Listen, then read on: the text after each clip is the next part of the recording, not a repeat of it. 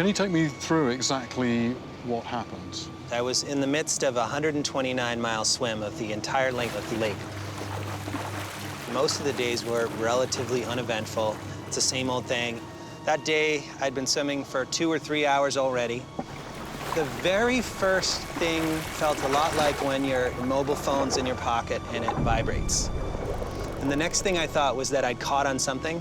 Sometimes it's a plant. But what plant could catch him in 100 foot of water? So I reached down to brush whatever it was on my leg off. And I touched a living thing that was attached to me. There was something thicker than my wrist around that was moving like this. That I just had a bit of a freak out. Because the next image that I saw when I put my goggles in was snake-like. I made another try to grab it, and it slimed right out of my hand. So this thing that's on your leg, it's writhing around, what was it?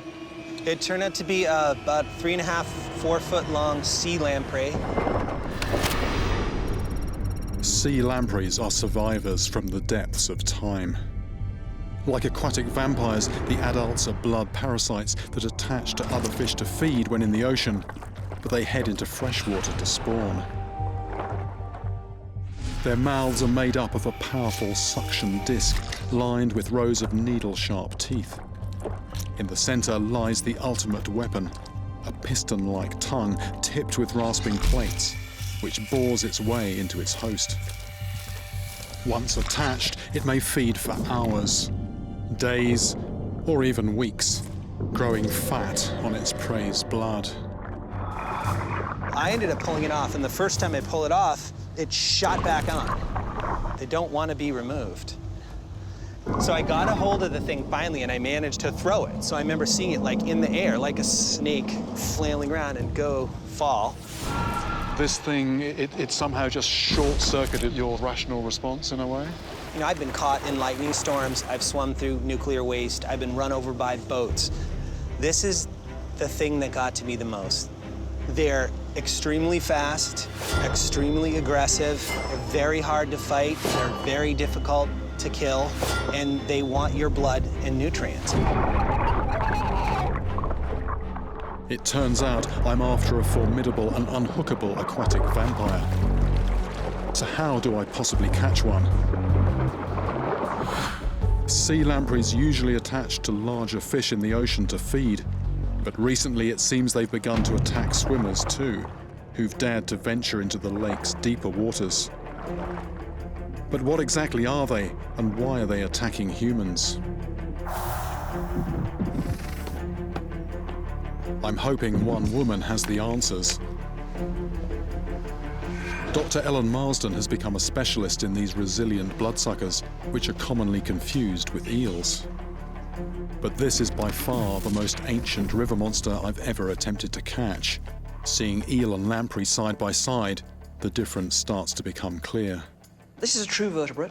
This is a protovertebrate. It's just in the process of becoming a vertebrate. It doesn't have a bony backbone. It has no bones in the body at all.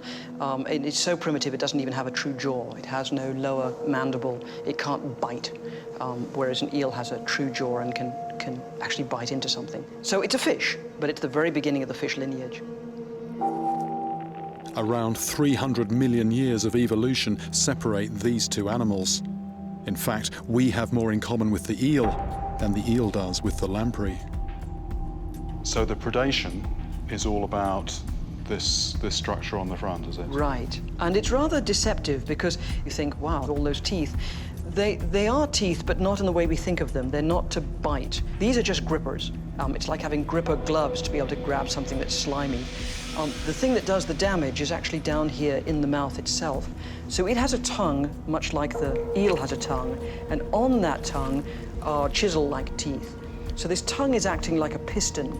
It's going to come out, and actually it rasps a hole in a fish. And again, it can't bite, so having rasped a hole into the fish, it's then going to use suction to suck body fluids, blood, and other material out of that hole that it's just made. I've been catching fish on the lake here, and they are showing these very characteristic wounds. I've never come across that anywhere else. So what exactly is going on here? What's going on is we have an imbalance between the number of lamprey and the number of fish they're trying to feed on. It's believed that man-made canals connecting the lake to the ocean opened the floodgates to the lamprey. The environment they found was perfect, so they stopped returning to the sea. As their numbers climbed, so did the attacks on fish, and then swimmers.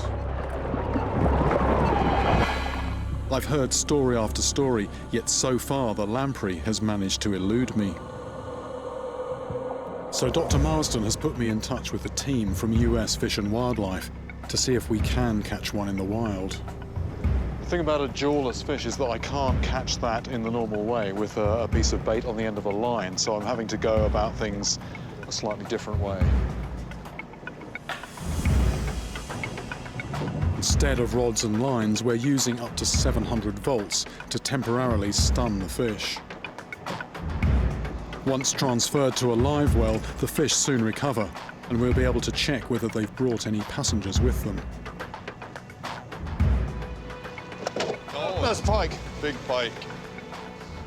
Well, the actual thing I'm after has eluded us, but there is quite a variety here of the lake's fish species. So there's quite a potential buffet here for any parasite with a taste for fish. As we release the fish, we're just going to give them a quick once-over and see if the lampreys have left their calling card. Bloodsucker doesn't appear to have any wounds. So that's sort of general wear and tear. I mean, you're looking for something that's specifically sort of disc-shaped. Yes, Yeah? absolutely. Right. This might be a bit of a handful. Yeah.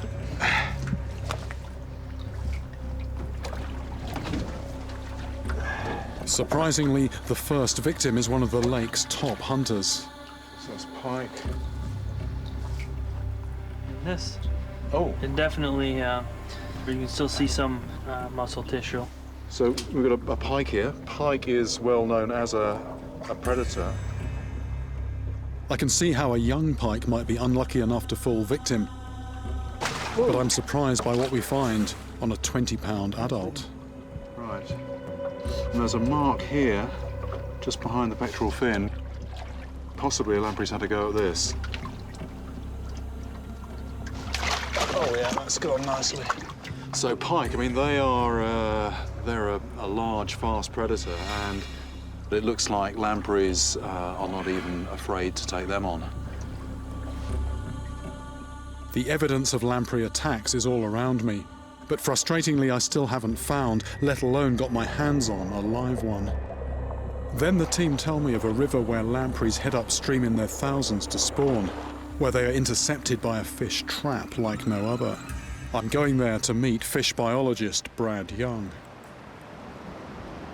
This dam was constructed specifically for the purpose of blocking sea lamprey adults as they try to spawn. It's about 9 miles upstream from the lake. So they've been able to swim up on their own from here. They can swim about 3 feet per second and go over rapids without any problem.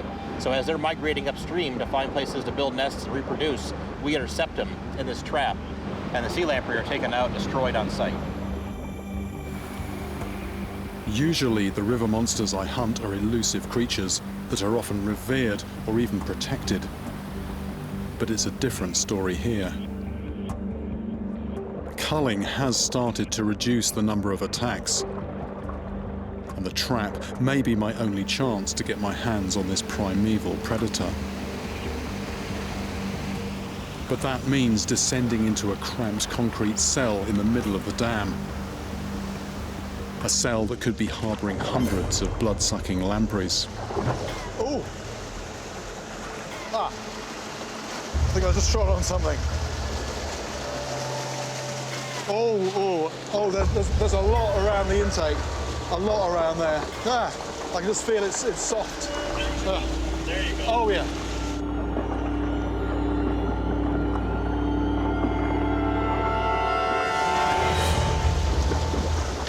Ah, I've just got a knot of lampreys in here. And they, oh. It's quite a sight. There's something about anything snake-like. It just produces that sort of instinctive, squirmy reaction. I really don't know if I want to handle these.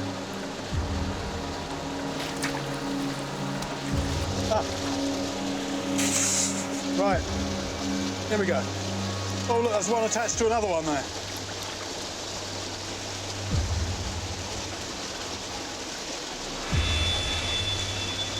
That's wriggling. Right, okay. There. Oh, right, okay. Do we put them in the other net there? Absolutely. Yeah. Look at this, look at this. Ah! That is a very, very strange sensation. Very strange, and it's looking me right in the eye. Ah, that's a good way to calm them down. But I now need to get it off and get it in the... Oh, look at that, it's actually... Oh! I've been bitten by fish before, but I mean, that was pretty creepy. There's one, something just went through my legs. Using their mucus coating and boneless flexibility, these primitive bloodsuckers find it easy to outmaneuver me. Right, that's a pretty good haul. That's me catching the lamprey.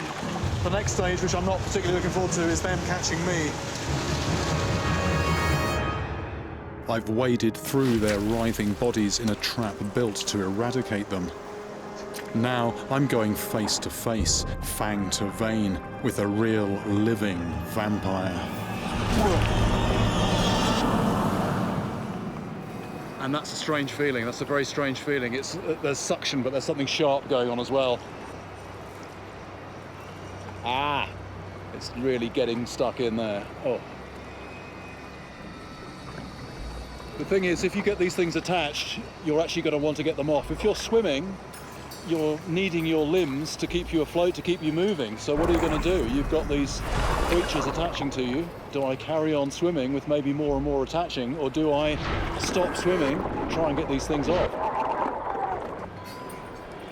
Ah, easier said than done. Come on. That is hard to get off. That is hard. That is hard to get off. I don't know if there's a mark there or not.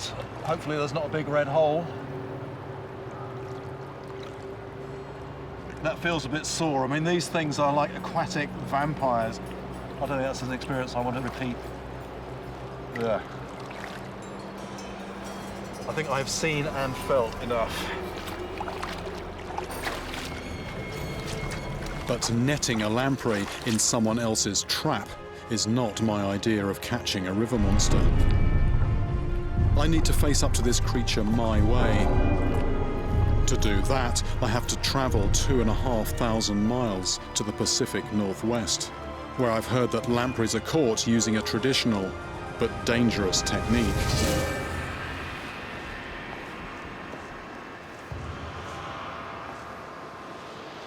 This is the Pacific, and there's another species of lamprey that lives here. I've heard that it's bigger than the ones I've seen so far. It's also toothier. The scientific name means three-fanged lamprey. And they're found all the way from Mexico right up to Alaska, all the way around the Pacific Rim to Russia and Japan. But right now, it's breeding season, and they're coming into the rivers. So that's where I'm heading. The Columbia River acts as a highway for salmon, sturgeon and lampreys as they head hundreds of miles inland to spawn. As we follow their migratory path, I can't resist dropping a line in to see for myself what kind of fish Pacific lamprey might feed on. I cast out 2 lures, each one anchored in a likely spot, fluttering enticingly in the current. Most of the movement of the rod tip is caused by the water. I'm waiting for a more definite sign.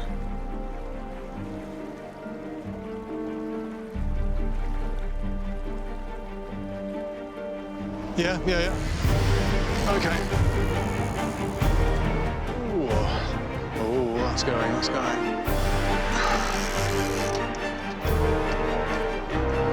This is a large fish. It's really making the rod tip bang just then. drifting down, aren't we? Good. We've actually cast off because this is a good sized fish, and rather than actually try and bring it up against this current, we're moving down to the fish.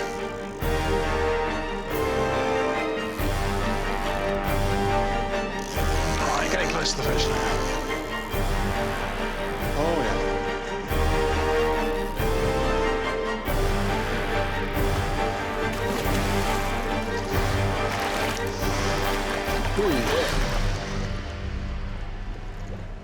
We've come into the side because I don't want to put a tired fish back into the powerful current. I want to give it a chance to recover in the quieter water here at the side. This is a male Chinook salmon. Chinook are actually one of the tribes living around the Columbia River. And when you look at this fish, I mean, you can fully understand why this is such an important food source traditionally for the native people here. And these are fish that don't just come up in their ones and twos, they come up in their thousands up the river to spawn. But what it also does after breeding, it dies, so creatures like this are bringing in tons of nutrient from the sea. But I think the important thing now is to let it continue its journey upriver. All the migratory fish heading up the Columbia and its tributaries have to contend with powerful currents as they journey sometimes hundreds of miles inland. But that's not the only challenge they have to overcome. Many obstacles stand in their way. The first is the Bonneville Dam. Constructed in the 1930s to generate electricity from the Columbia's powerful flow, more than 500,000 cubic feet of water can pass through every second. The only way that fish can pass through is by specially constructed ladders, but not all of them make it to the traditional Native American fishing grounds upstream. I meet a member of the Confederated Tribes of the Umatilla Reservation and fish biologist, Dr. David Close. This is one of the earliest fish ladders for the Columbia River Basin. And so each one of these weirs has usually an orifice in the wall so the salmon can go through underneath, or they can jump over the lip of these. So these were all designed for salmonid species. However, the fish ladders don't really work that well for other fish species, such as white sturgeon don't make it through the fish ladders, and particularly bad for Pacific lamprey. But with a river that is so rich in salmon, why are the lamprey also so important? We not only harvest the fish, but we also have to look after them and take care of the river. It's part of our religion. And so that's the worry that we have. With the disappearance of the lamprey, we're actually losing part of our religious beliefs. A dedicated lamprey ladder has now been built at the dam in an effort to tackle the increasing decline in Pacific lamprey numbers. That's the problem the federal government's trying to deal with now and trying to increase the passage for the lamprey at these facilities, which is good because we need that. We need people to be aware of the plight of the lamprey and how important they are culturally to our people. A window into the fish ladder will give me a tantalizing glimpse of the creature so valued by the tribes, a creature I have yet to catch in the wild. Well, here they are. These are Pacific lamprey, and they are quite a bit larger than the ones I've seen so far. And also the teeth are significantly larger, quite gruesome.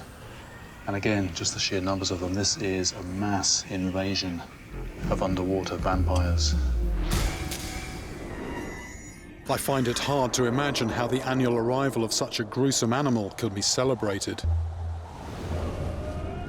To find out more, I've arranged to meet up with members of tribes who've caught lampreys using the same technique for millennia. Over recent years, the Confederated Tribes of Grand Ronde have seen many of their customs vanish. But here at their plank house, some ancient traditions still survive.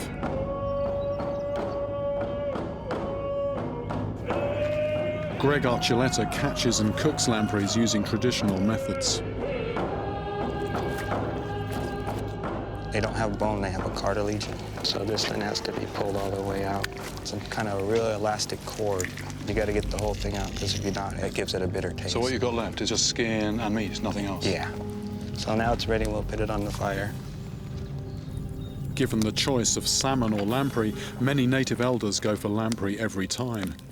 So I'm hoping this primordial predator's flesh tastes a whole lot better than it looks. Have a taste. I'll tell you what it reminds me of a little bit. It reminds me a little bit of mackerel, you know, because mackerel's very oily and you've got that crispy skin. Whereabouts do these actually come from? These come from Willamette Falls, and actually my family came from that area. And from essentially time immemorial, we say, you know, our people have been there and fished there. Willamette Falls probably has one of the larger runs in this area now. They can come from the ocean to the falls without any obstacles, so there's still a good run there. But they are diminishing, so the tribes are working to try to get the runs improved again. In the past, gathering this gift from nature was easy. Migrating lampreys literally covered the rocks at the falls. But now they're in decline, harvesters must negotiate the heart of the thundering falls and wrench them from deep rock crevices and churning pools.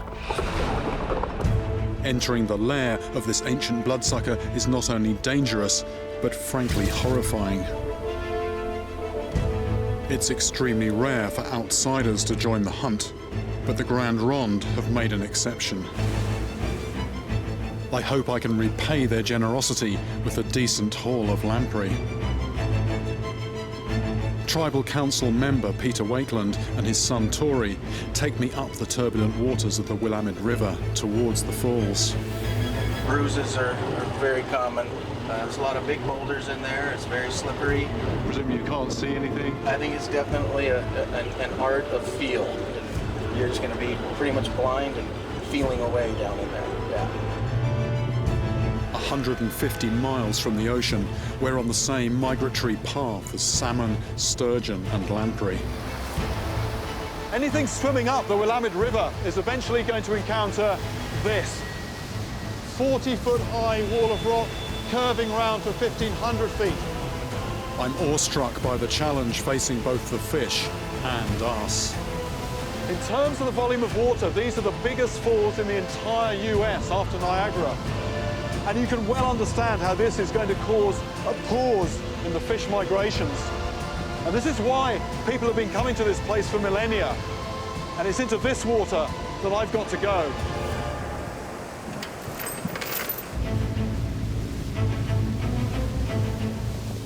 We're going to make our way up above these boulders. We want to work our way across the face and check in all those cracks. I'll be working blind. The only aids I have are cotton gloves to improve my grip on these slimy, serpent-like vampires.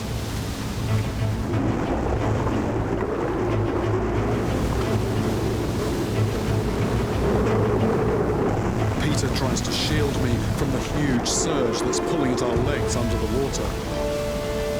Any of us could get sucked under and drown.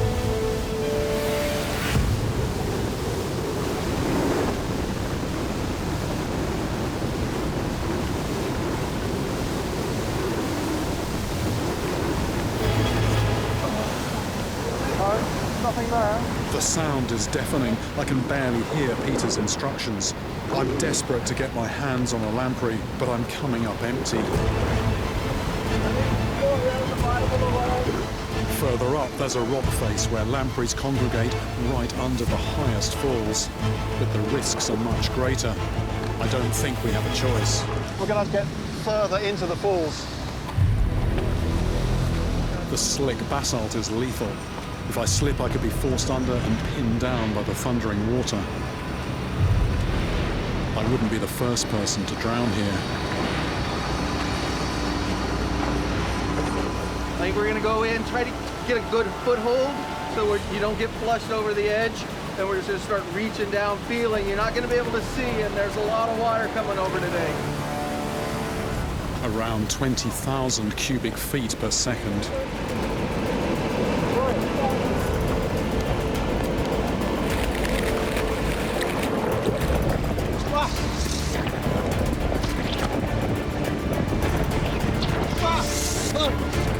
The only way to prise them off is to get right behind their mouths, but they're in a very deep crevice.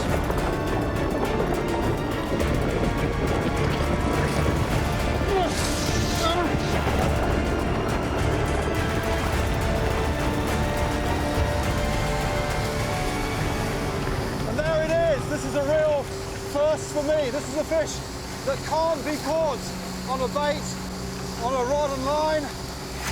And there are the 3 fangs. But one fish doesn't make a feast. That's better, that's better.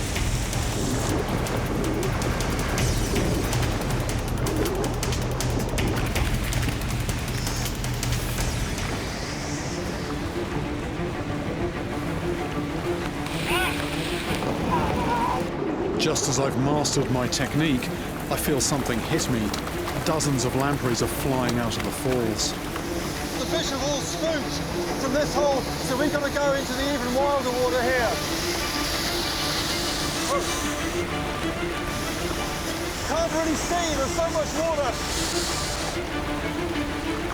Behind the torrents, lampreys are suckering their way up the 40-foot rock face to the river above. This is my last chance to seize these writhing vampires.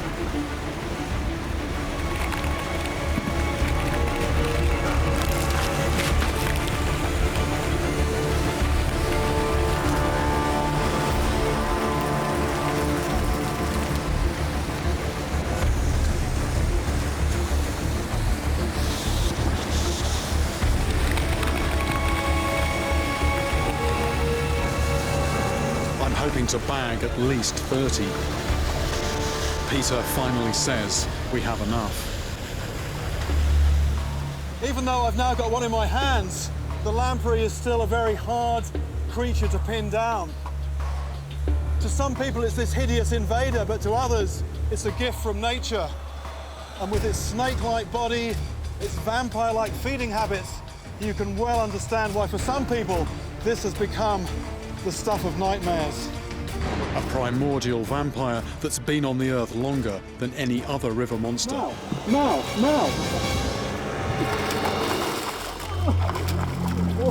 They do exist, the Gunch do exist.